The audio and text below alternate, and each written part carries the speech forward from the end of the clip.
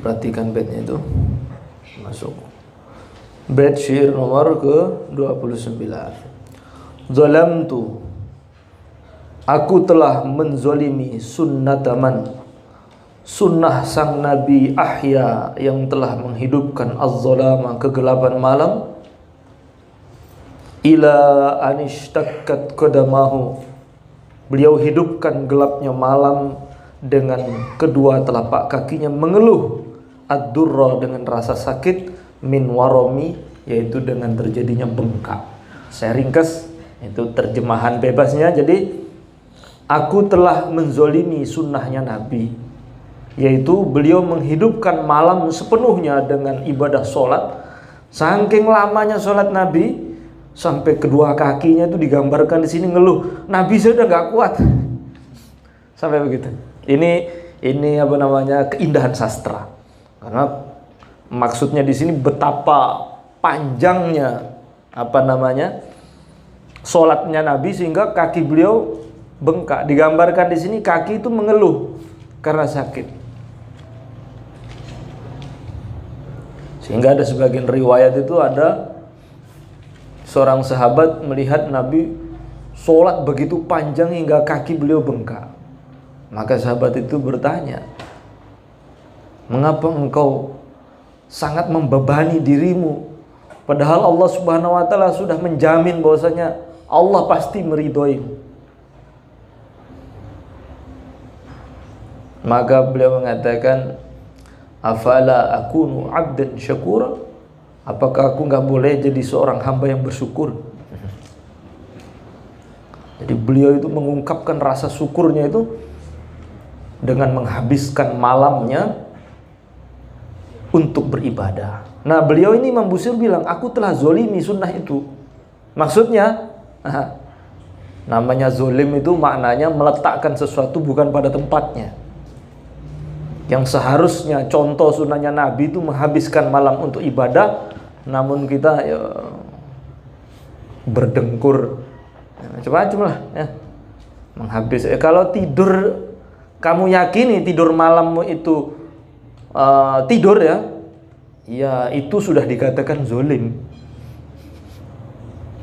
Lebih zolim lagi melek maksiat gitu.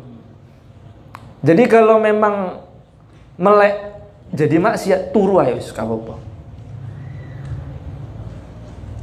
Ya niat tidur menyelamatkan agama, kayak turu nih Ashabul Kahfi. Bangun-bangun sudah terjadi perubahan. Ternyata turunya itu sampai ratusan tahun.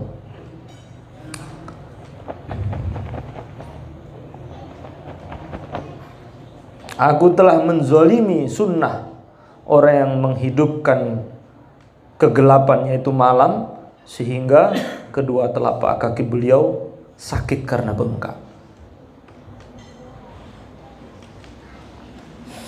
Wasyadda min sagabin, wasyadda, dan beliau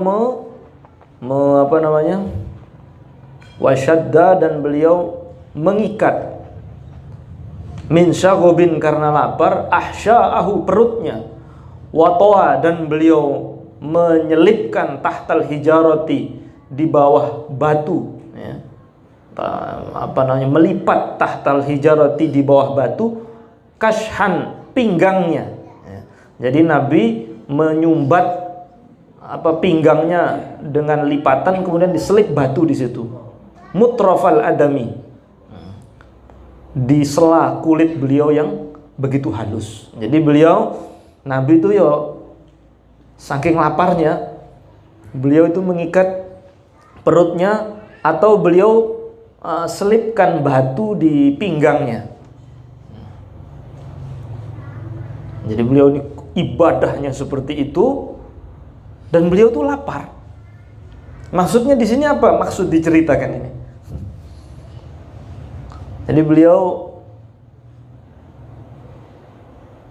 juga contoh.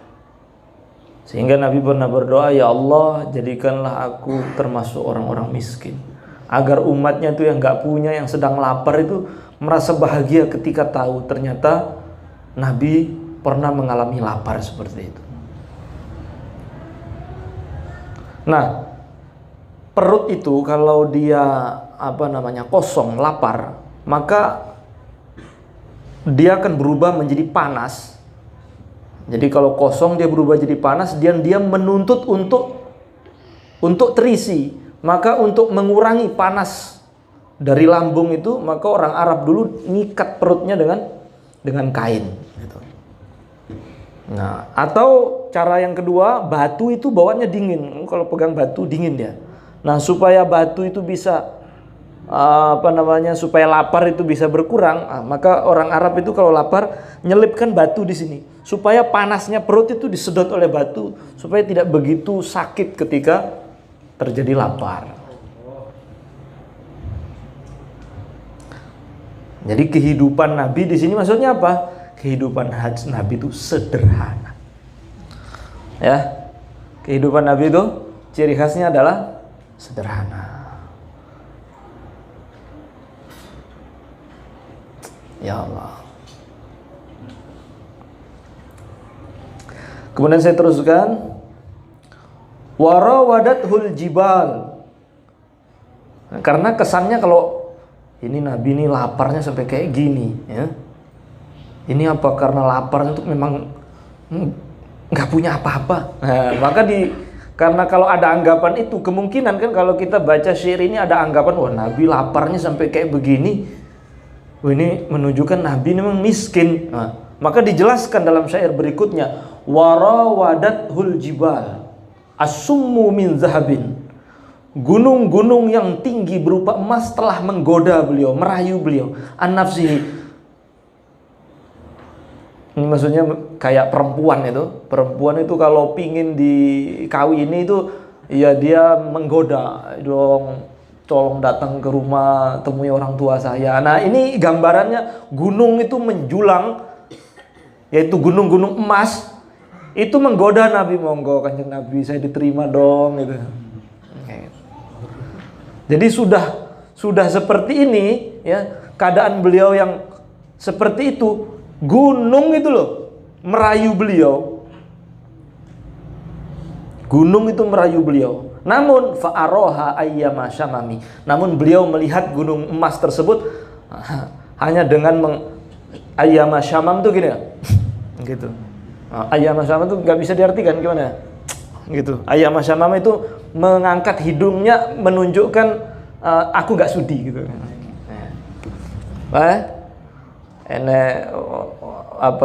Ada antum ketemu sama calon mertua, ya aku sih gak apa-apa tak tompo ae, tapi ya takok sih karo anakku ya lungguh kene.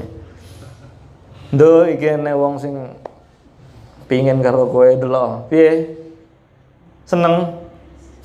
Nah, kuwi artine moh kuwi. Nah, bahasa Arabnya ayyama syamami ngono. Indah sekali ini sastranya ini. Jadi gunung emas itu ketika merayu Nabi tolak sampai seperti itu. Nah, jadi benar-benar dunia itu ketika ditawarkan kepada Nabi tolak. Lah seandainya dunia itu ada harganya, niscaya Nabi akan terima. Niscaya Nabi akan terima. Makanya kalau kamu perhatikan ya, kamu lihat orang-orang yang memburu dunia ini, wah lelah betul, benar. Saya naik bis itu, saya lihat ada orang itu, cuman dia masukkan itu pasir ke dalam botol Yakul itu, terus dia kecrek, terus nyanyi orang pena lagu nih, terus nggak ada satupun yang ngasih itu, terus turun dia naik lagi, ya Allah, nggak oleh pirang ripis, sampai koyok ngono ya. Dunia itu loh, diburu tuh kita jadi hina. Nah maka Allah ciptakan musibah di dunia ini. Allah ciptakan musibah ya. Sakit, sehat tentunya sakit ya. Nabung beli motor, punya motor rantainya putus, rantainya nyambung, bannya yang meledos, tambal tilang polisi. Nah wes pokoknya cerita dunia tuh nggak ada enak nggak ada resiko tuh nggak ada. Mengapa Allah ciptakan dunia seperti ini? Supaya kamu paham. Dunia itu nggak nyaman. Tempat mau enak betulan itu surga. Tempat enak itu surga. Dunia ini apa? Coba kamu tanya, orang miskin, orang kaya itu sama. Ya, betul. Orang miskin, orang kaya sama saja. Kesimpulannya apa? Apapun yang kita cari itu melelahkan. Kalau orang miskin, ya, lelah mencarinya. Kalau orang kaya, lelah menjaganya. Sama aja kan, lelah ujung-ujungnya. Diperiksa lagi, dijaga, mobil punya mobil 9 itu berarti harus isi, kan begitu? Isi bensin, harus ganti oli, harus ke bengkel, bayar pajak, ngono lah. Orang nggak punya rumah, capek cari rumah. Setelah punya rumah, yo capek jaga rumah. Berarti intinya sama-sama capek. Menunjukkan dunia itu nggak enak. Tempat nggak enak. Kalau mau enak itu surga. Seandainya dunia ini ada nilainya, maka Allah pasti akan memberikan kepada makhluk yang sangat dicintai, yaitu Rasulullah SAW. Pasti. Maka suatu hari ketika terjadi penaklukan Madain.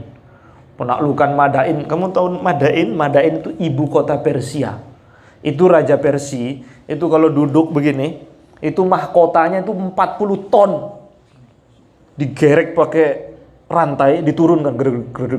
Jadi kalau mau ketemu Raja Persia itu nggak kelihatan karena tertutup dengan mahkotanya. Saking entah apa di dalam benaknya itu puncaknya keagungan menurut dia, mungkin begitu. Itu kalau rantainya putus, P-nya langsung hilang. Itu di depan Raja Persia itu terbentang karpet yang disulam dari benang emas. Terus manik-maniknya semuanya dari permata. Di situ ada gambar peta kekuasaan Persia. Pada zaman Sayyidina Umar, itu negara seperti itu takluk. Jatuh di tangan Sayyidina Umar dengan pasukannya yang dipimpin oleh Sayyidina Sa'ad bin Abi Waqqas.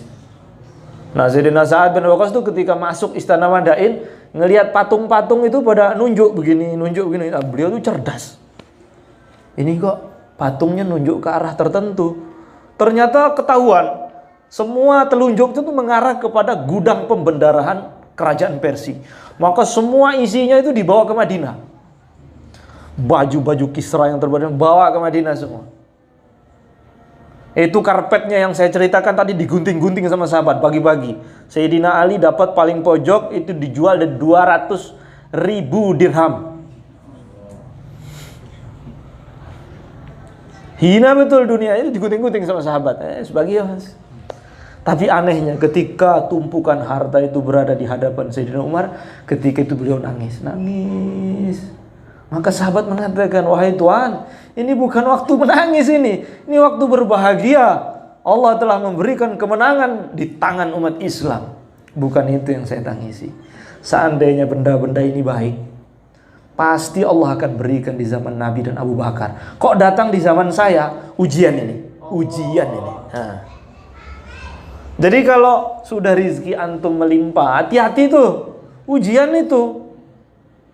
Karena kalau memang baik, Allah akan berikan hamba-hamba yang istimewa. Ndelok duwe iku rodok, ya Allah ya Rabbi, ya Allah. Ngono lho eto-eto ya. Sapa ngerti dadi temenan ngono.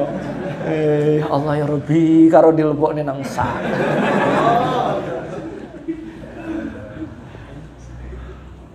Iya. Sudahlah ya. Seberapapun yang antum miliki, kalau memang ada akhirnya berarti nggak enak, ya. Kalau jadi raja itu yang kekal itu baru enak. Kamu jadi presiden masa jabatan 5 itu jadi mimpi buruk di hari terakhir itu. Betul nggak Gus? Iya kan. Kemuliaan tuh jangan pensiun, baru mulia yang sesungguhnya. Nah, maka di surga itu nanti semua penduduknya itu jadi raja semua. Allah. Idza ra'aita tsamma ra'aita na'iman wa mulkan kabira. Nanti kamu akan melihat seluruh penduduk surga tuh jadi raja kekal abadi. Itu baru enak. Maka orang tuh kalau memiliki dunia semakin banyak, maka rasa kecewa ketika dia berpisah dengan dunia itu saat kematian, maka harga kecewanya itu seharga berapa yang dia tinggalkan. Punya 1 juta, berarti kalau hilang uang 1 juta, rasa kecewa kehilangan itu berapa? 1 juta. Kalau punya 1 M, 1 miliar, maka rasa kecewa dan kehilangan 1 miliar. Makanya sesuatu itu kalau ada batasnya itu tidak enak. Maka Allah Subhanahu wa taala jadikan harapan, cita-cita hatinya orang beriman tuh senangnya tuh hanya sama yang kekal. Senangnya hanya sama yang kekal. Nah, kalau cuman ikene wong wedok, ada perempuan ya. Nggak tahu ceritanya perempuan ini, saya belum jelas juga. Katanya sih ada meteor jatuh kayak telur begitu, terus iki karangan gue ya. Kowe serius semua. Iki karanganku tak gaya cerita ben paham. Ada telur begitu, blak buka wong wedok. Ternyata ada dari kayangan dia. Bidadari. Tautunya turun pasukan dari langit. Itu tuan putri dari negeri kayangan. Nang film apa? Kerasakti ngono. Tahu dulu aku masalahnya. Perempuan kayangan. Bayangkan ya. Wanita cantik sekali, tapi sama pengawal tuh, ya kamu boleh menjadi suaminya, tapi ya seminggu. Mending orang usaha sekalian. Kalau kamu nggak percaya, tanya orang-orang yang cerai sama istrinya tuh. Mesti bilang gini, karuan biar aku gak ketemu. Mesti kan, orang-orang yang punya pacar terus kawin sama orang, lu nyapo cetok wong kuwi. Mesti kuwi. Ya itu benar. Disesali pertemuan itu, karena pertemuan itu kalau ada akhirnya itu nggak enak. Nggak enak. Nah, dunia ini sudah jelas-jelas kita ini bakal mati. Berarti semua akan kita tinggalkan. Mbok goleki sampai das di sikil-sikil dari das ngono. La ilaha illallah, yes. Nah, maka syair ini mendidik kita bahwasanya ciri khas kehidupan Nabi itu adalah zuhud, ya. Jelas ya, zuhud itu hatinya itu tidak terpaut dengan dunia. Saya teruskan. Wa akadat zuhdahu fiha daruratuhu. Jadi kebutuhan hidup Nabi justru memperkuat bahwasanya Nabi itu zuhdahu fiha, sangat zuhud dengan dunia. Jadi Nabi itu ya makan, ya minum, ketika beliau sakit ya berobat, ya. Jadi tuntutan-tuntutan hidup itu justru menunjukkan beliau tuh benar-benar zuhud. Kalau ada orang yang nggak punya nafsu gitu, terus diwai panganan mondin delok wong wedo yoga begidik yoga lo pancen gak duwe nafsu, ya toh? Memang nggak punya nafsu. Nah, jadi Nabi itu ya punya kebutuhan hidup, makan, minum, beliau juga tidur, menikah. Ketika beliau sakit juga berobat. Zuhudnya tersebut akadat menguatkan zuhdahu, bahwasanya beliau itu zuhud dengan dunia. Sangat zuhud. Loh kok bisa? Ya iya dong. Beliau butuh dunia. Beliau butuh dengan makan, minum layaknya manusia. Tapi ketika ditawarkan gunung dari emas, beliau nggak mau. Apa namanya kalau bukan zuhud hakiki? Ya. Zuhud itu gini, zuhud tak tunjukkan. Ngelak gitu. Panas ngelak ya. Tiba-tiba ada yang bawa spray. Beb, Sprite. Wah, Sprite. Ngelak gitu sebenarnya. Sprite. Tapi ini colongan, Beb. Nah, ini namanya saya punya tuntutan karena saya haus untuk menghilangkan dahaga saya. Tapi ketika saya tahu ini adalah tidak disukai oleh Tuhan saya karena colongan, saya mampu menolak. Ini namanya zuhud. Nabi butuh makan, butuh minum, butuh istirahat. Ya. Nabi makan, minum, istirahat, punya darurah, tuntutan hidup. Namun, ditawari gunung emas, beliau nggak mau. Apa itu kalau bukan zuhud hakiki namanya? Nah, maksudnya seperti itu. Lebih-lebih lagi, inna darurata la ta'du 'alal ismi. Nah, hajatnya Nabi ketika sakit, ya berobat. Ketika beliau lapar, beliau makan, itu tidak membahayakan, tidak mempengaruhi alal iswami, atas kemaksuman beliau. Bisa paham? Jadi Nabi itu ya, nggak mungkin makan tuh kalau kayak kita, nggak mungkin. Karena beliau itu maksum. Maksum itu apa? Nabi itu tidak pernah terbesit di dalam hatinya, terlintas dalam pikirannya, atau memang menjadi realita kemaksiatan, itu tidak pernah terlintas di pikiran, terbesit di hati, maksiat kepada Allah itu tidak pernah.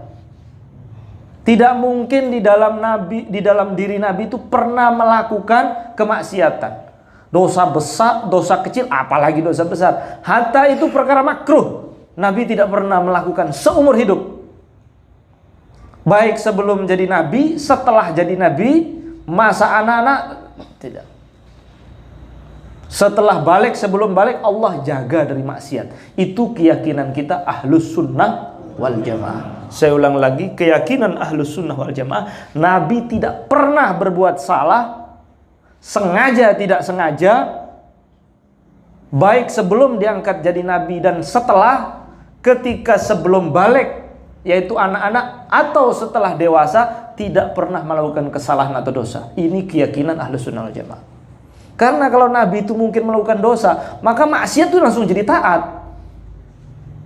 Paham? Maka maksiat itu langsung jadi taat. Karena kita diperintah oleh Allah untuk mengikuti kehidupan Nabi total, semua diam bergeraknya, semuanya harus kita ikuti, kecuali yang dibatasi oleh syariat seperti istri 9 itu sudah dikecualikan itu. Yang dikecualikan oleh syariat maka terkecualikan. Selain yang dikecualikan oleh Allah dan Rasulnya, kita harus ikuti semua. Berarti kalau Nabi mungkin berbuat salah, berarti salah itu sendiri jadi taat. Makanya Nabi itu maksum. Jadi Nabi itu makan, minum, tidur ya seperti yang kita tahu, mungkin seperti kita. Tapi hakikatnya beliau itu maksum, dijaga oleh Allah Subhanahu wa taala. Nek manganmu kan ya krono keluen, beda karo mangane Nabi. Tidur kamu itu tidur karena lelah, memang waktunya tidur, beda dengan tidurnya Nabi. Nah, jadi tidurnya jadi beda ya. Zuhudnya orang yang maksum dengan zuhudnya dengan orang yang enggak maksum. Kalau zuhudnya orang yang maksum, yaitu seperti Nabi, enggak mampu diterima akal. Akal menganggap mustahil Nabi itu berbuat dosa. Tapi kalau selain Nabi, ya mungkin saja berbuat dosa. Mungkin. Selesai. Satu lagi, wa kaifa tad'u ila dunya daruratuman. Bagaimana kebutuhan butuh hidup pada diri Nabi itu menarik beliau cinta kepada dunia. Padahal laulahu, kalau bukan karena ada Nabi, lam tukhrajid dunya, maka dunianya tidak akan muncul minal adami, dari ketiadaan. Seandainya nggak ada Nabi, dunia ini nggak ada. Loh kok Nabi cinta dunia tuh nggak mungkin. Dunia itu dicipta karena ada Nabi. Dalam sebuah riwayat itu Nabi Adam itu memohon kepada Allah, ya Allah, ampunilah dosaku, ampunilah kesalahanku dengan nama Muhammad. Maka Allah tanya, hai Adam, dari mana kamu tahu Muhammad? Aku melihat di kaki aras ada tulisan La ilaha illallah Muhammadur Rasulullah. Maka seketika itu aku tahu, ketika Engkau menciptakanku, ketika aku menengok ke atas aras, aku melihat di kiwam aras, kaki aras itu ada tulisan La ilaha illallah Muhammadur Rasulullah. Setelah itu aku tahu bahwasanya ada makhluk yang sangat Engkau cintai, karena namamu Engkau sandingkan dengan namanya. Maka sekarang aku minta kepadamu ya Allah atas namanya, ampunilah kesalahanku. Maka Allah Subhanahu wa taala berfirman kepada Nabi Adam, wahai Adam, iya, dialah makhluk yang paling aku cintai. Kalau seandainya tidak ada dia, maka engkau tidak aku cipta. Nabi Adam. Nah, Nabi Adam itu julukannya Abul Bashar, ayahnya seluruh manusia. Nah, dunia ini dicipta oleh Allah untuk manusia. Allah ciptakan kehidupan ini.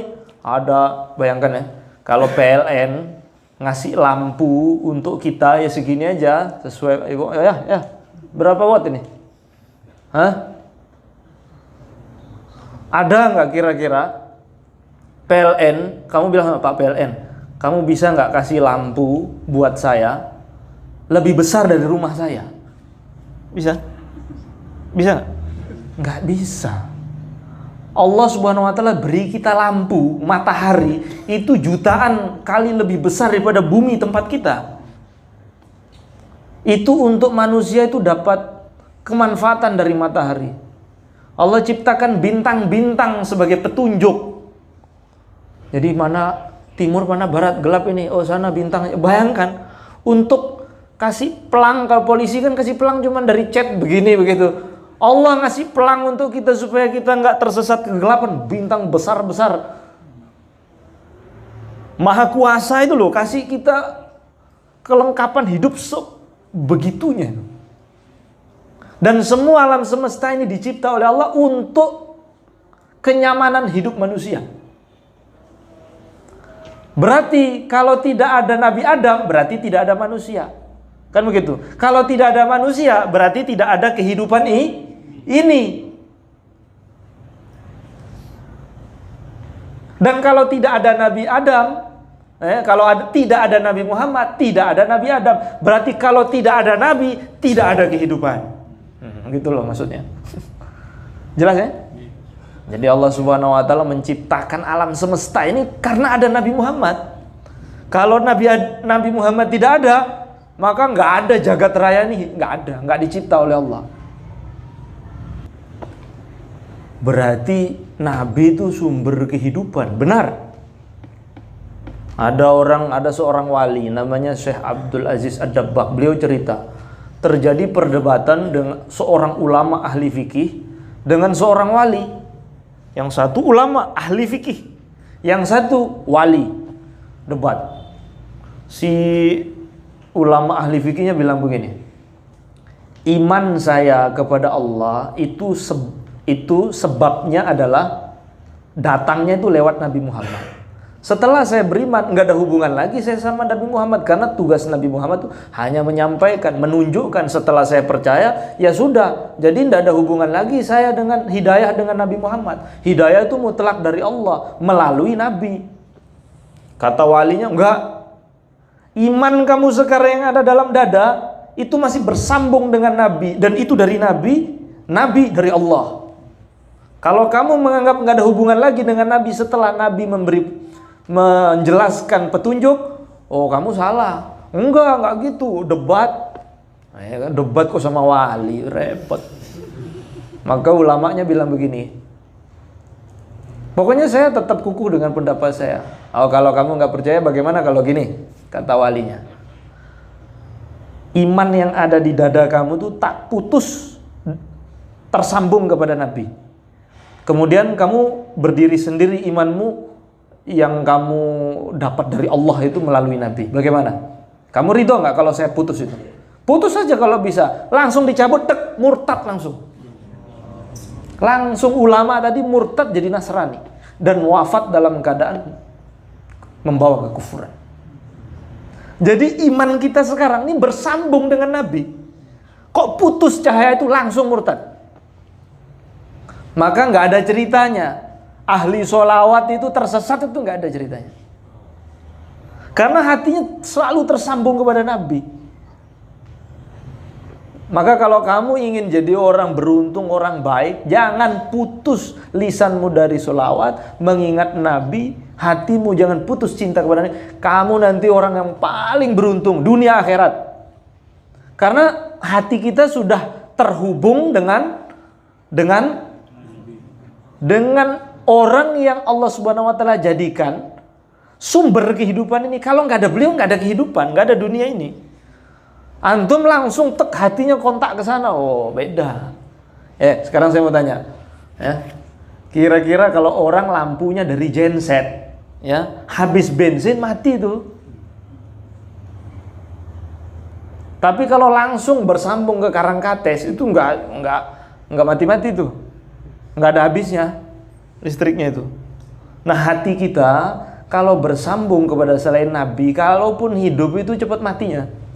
Tapi kalau sudah sambung dengan sholawat, sumber kehidupan, oh itu terang terus itu.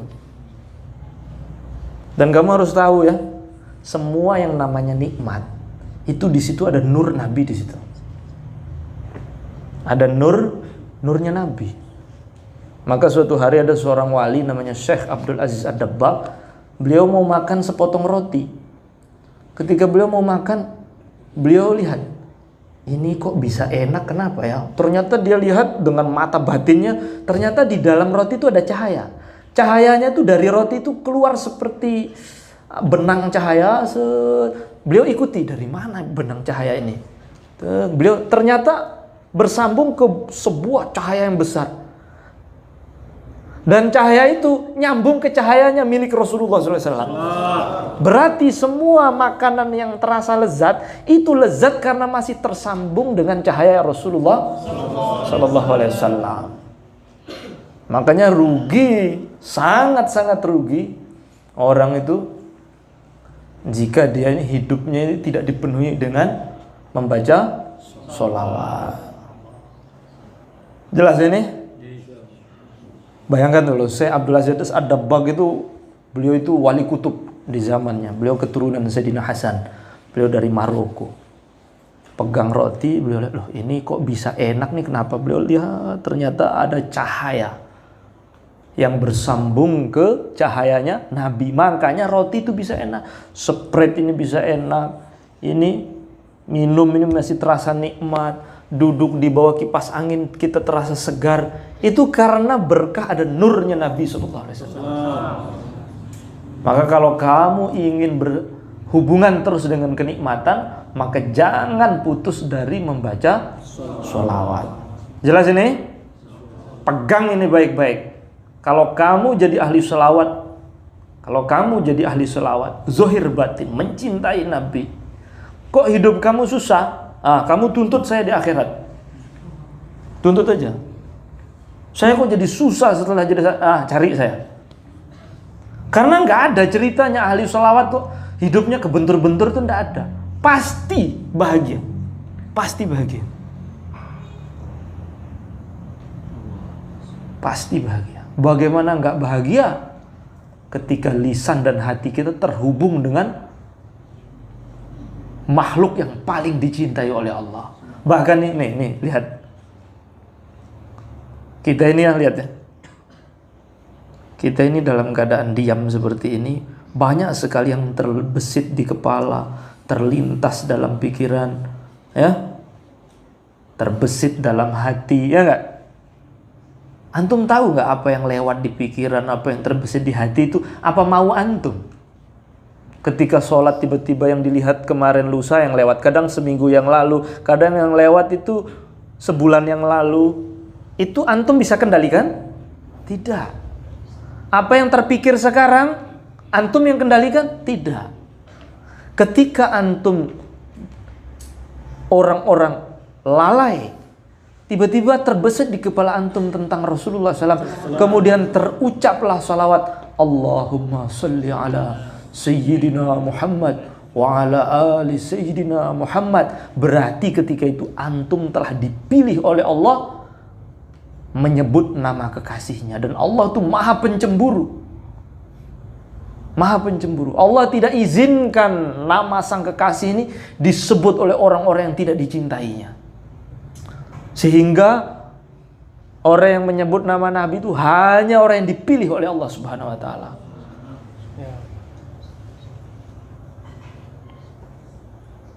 Itu orang Arab Quraisy itu kalau manggil Nabi itu bukan Muhammad, Muzammam. Gak bisa nyebut nama Muhammad itu enggak, Muzammam. Jadi Allah hijab lisan mereka tuh gak bisa nyebut Nabi.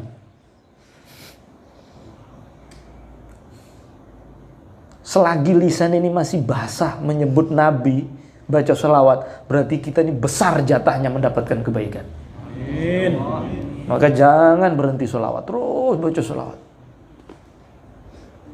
Ya pemuda gitu, anak-anak muda membuntutui Nabi ketika mau ke Hunain, dibuntuti. Itu orang Mekah ini anak-anak muda Mekah, ini orang-orang kafir. Karena Hunain itu kan, perang Hunain itu setelah Fathul Mekah. Mereka buntuti. Nah, pas Nabi berhenti dengan para sahabatnya karena berangkat perang Hunain, maka ada sahabat azan, suruh azan. Maka Allahu Akbar, Allahu Akbar. Nah, pemuda ini ngejek. Ayo kita ejek, kita ikuti. Allahu Akbar, Allahu Akbar. Gitu. Dia ngikut-ngikut untuk apa namanya? Untuk ngeledek aja. Allahu Akbar, Allahu Akbar. Mereka ikut juga. Allahu Akbar, Allahu Akbar. Tiba-tiba Nabi, kok ada suara azan lain ya? Kok ada suara azan lain? Coba dengerin. Asyhadu an la ilaha illallah, asyhadu an la ilaha. Pas asyhadu anna Muhammadar Rasulullah. Cari. Tangkep langsung. Dari mana kalian? Ini anak-anak muda Mekah ini. Oh. Kamu coba azan. Allah. Kamu yang bagus suaranya. Kamu nanti jadi muazin di Mekah. Pegang langsung dapat hidayah semua. Nyebut nama Nabi, asyhadu an la, masuk Islam semua. Di Madinah ada Sayyidina Bilal, dia yang ngeledek ini jadi muazin di Mekah. Nyebut Nabi itu langsung hidayah klek langsung tuh. Awalnya cuma ngejek-ngejek, azan niru-niru gitu, azannya cuma niru-niru. Wah, jadi asbab hidayah betulan.